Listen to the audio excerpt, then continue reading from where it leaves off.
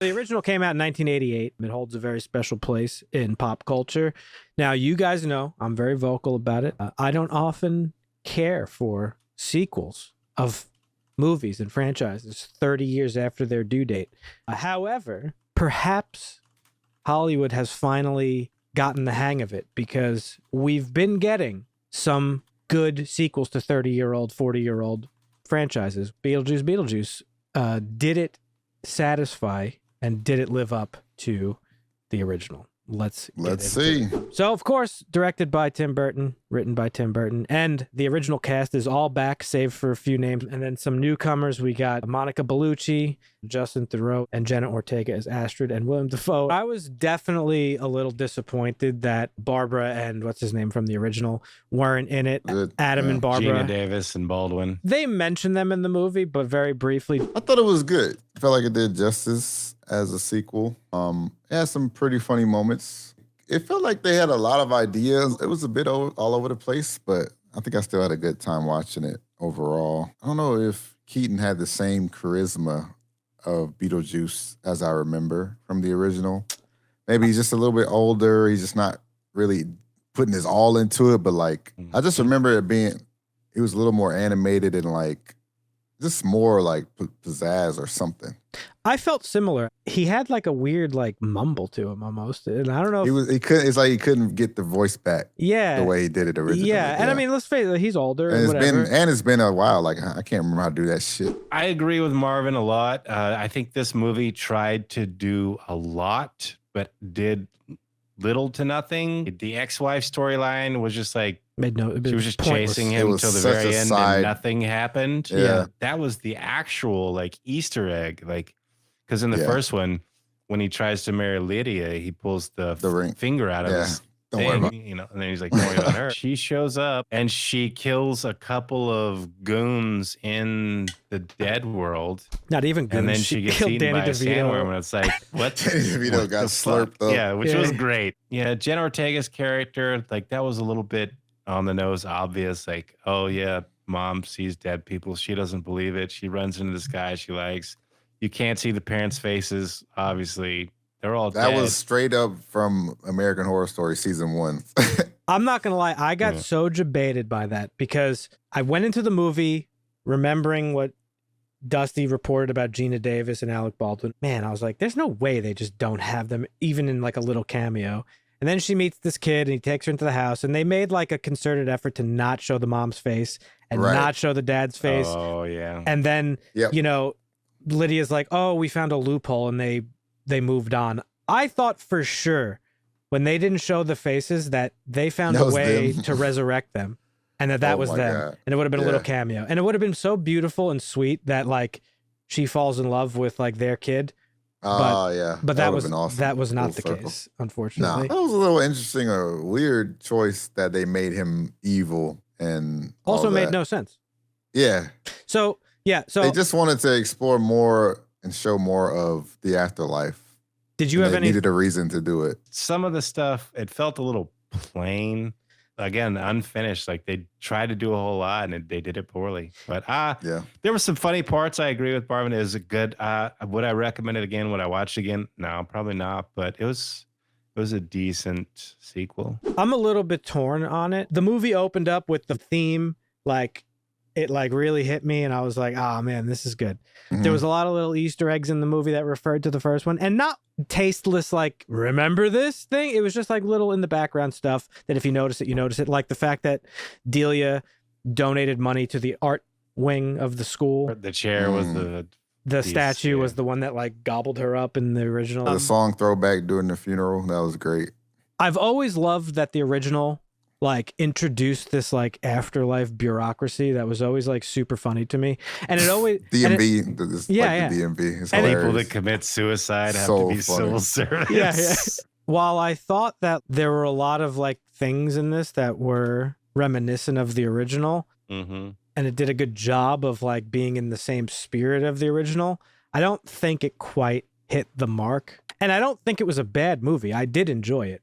But it did feel a little bit all over the place. It just wasn't great. Yeah. It just wasn't, they wanted to show a lot. It wasn't great. It was just a sequel. They wanted to show a lot of things, and trying to fit that in an hour and a half is really hard. I think the story, unfortunately, didn't really do anything, and there was too many so for one, Monica Bellucci's character, completely purposeless. She has no reason for existing because she didn't do anything. She just chased him for a little bit, sucked some souls, and got eaten by a sandworm. Like, what was the point of her? The story with the kid who murdered his family and like is trying to steal Astrid's soul, like, also kind of pointless. It was just a reason to get Astrid into the afterlife. When really what this movie was about is what Beetlejuice was always about, and that is like moving on and like enjoying the time you have while you're alive. Like, while Beetlejuice is a funny movie and a dark comedy and stuff, that's what it is at the core of the movie. Yeah. And Lydia says it at the end of this movie in a dream sequence: make memories with people you love rather than be haunted by them later. Like, that's what Beetlejuice was always about. Deep down, it's about moving on, and it's about putting your demons aside and like whatever. Like, Lydia, she's haunted by the fact that Beetlejuice tried to steal her into the afterlife or whatever in a comedic way. Like, she had to live with that, and she also sees ghosts, which is like another traumatizing thing. That's cool stuff to explore. She has like relationship issues with her daughter, just as she had with Delia.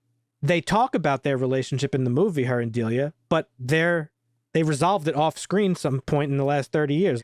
I would have loved to like learn about that. There's a lot of negative reviews about this movie that seem to be like really hard pressed on the fact that like, oh, Beetlejuice wasn't in the movie a lot. It's like, I hate to break it to everybody, Beetlejuice is not the main character, despite the title of the movie being after his name. He is an antagonist in the original one, and he's not the main character. Like, the main character is the couple and Lydia and her family. And that's what that movie is about. It's about family. It's not about Beetlejuice. The original one is about them discovering to be like learning to live with death, right? Like, they're dead. They're trying to figure that out. Yeah. This one, I mean, I don't know. It felt separated from that. And they're like, grandma dies and grandpa dies. And like, when they find out grandma dies, like, oh my gosh. Oh, that's so like, yeah. What? Like, well, where everybody's torn up that grandpa died, and then it's a joke that grandma died because she bought a snake with actual teeth in it. You said Beetlejuice isn't the main character, and I agree. I think the problem, though, with him not being the main character is that I didn't really care about anything outside of them showing him and the afterlife because the story wasn't going anywhere outside of that. Obviously, Beetlejuice, the character, is ingrained into pop culture and you want to see him, but to go in expecting him to be the main character is not the right way of going into it. It just so happens, like you said, all the surrounding stuff wasn't as strong as you would have hoped it would have been. I started out saying that I think the movie would have been strengthened by the inclusion of Alec Baldwin and Gina Davis's characters, is because that original movie was about what you just said. It's about family. It's about dealing with death and all this stuff, or coming to terms with your own mortality and all this stuff in a funny and like lighthearted comedic way and in Tim Burton style. Well, this was the same thing. And you had like the seeds of a really strong story about like Lydia and Astrid having this, like, I think that was a genuinely interesting falling out because of dad. Falling out. Like, she sees ghosts, but refuses to try to see her husband who died because she can't deal with the fact that he died. Like, that was interesting. And that's an interesting concept to have your daughter pull away from you and become a skeptic and like all this stuff. The story they told in this movie was the mending of this relationship. But like, lots of opportunity missed. Yeah, but nothing that happened in the movie like really meant anything. They have like a really nice, like heartwarming moment with the dad finally, but he's in it for like 2 seconds and you're like, wait, what? Like, I thought that would have been the culmination of the movie. Right. Yeah. And that he could have been the hero, but like, it was such an afterthought. It kind of felt bizarre. The strength of this movie lies in the fact that it was funny most of the time, I thought. And the acting was great. I think from top to bottom, the cast was great. Specifically, Catherine O'Hara. She's like so good. She always amazing, is. I thought Winona Ryder was good. I thought Michael Keaton, aside from like the little gripes that you and I talked about, I thought he was mostly good. Jenna Ortega did an amazing job. I don't think the movie's bad. It's just not great. You get like pretty much everything you're showing up for. You just don't get like a great plot. You get some nostalgia, but it's a letdown overall. This made me want to watch the original. So it has a 7.1 on IMDb and it's doing good on Rotten Tomatoes. I think the majority of people really enjoyed it. 7.1 I think is a little bit high. I probably drop it to a 6.5. I give it a 7. Okay. It was enjoyable. Just a couple things. Yeah, no, I'm with you. I give it a 6.5. It's definitely watchable, but it's not as good as it would have hoped to have been for somebody with the nostalgia. Yeah, I don't know. It's just it was so close to being like that Ghostbusters Afterlife. It was level. very close. The dad thing really fucked me up too. I was like, what the fuck? Like he's just like he saved, like he's just gone. Like that's it. Like that should have been like the culmination of the whole story, in my opinion.